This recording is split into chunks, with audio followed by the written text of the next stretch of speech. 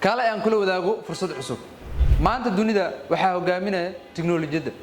haddii aadan lahayn xirfado cusub waxay Kaafi Technology Center ay ku diyaarisay koorsooyin suuqa shaqada looga baahi badan yahay haddaba maxay kala yihiin koorsooyinkaas kow graphic design oo lagu bari doono sida loo abuuro nashqado qurux badan oo soo jiidasho leh labo motion graphics oo lagu bari doono sida loo sameeyo animations iyo infographics saddex React iyo Node.js oo lagu bari doono sida loo dhiso website dhameystiran oo casri ah afar PHP iyo MySQL oo lagu bari doono sida loo dhiso website dynamic ah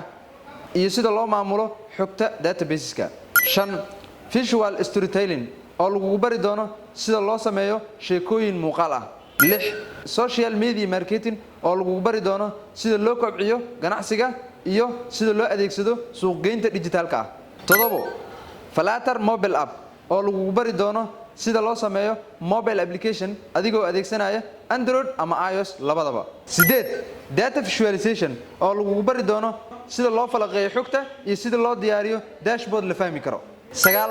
Python programming oo lagu bari doono basic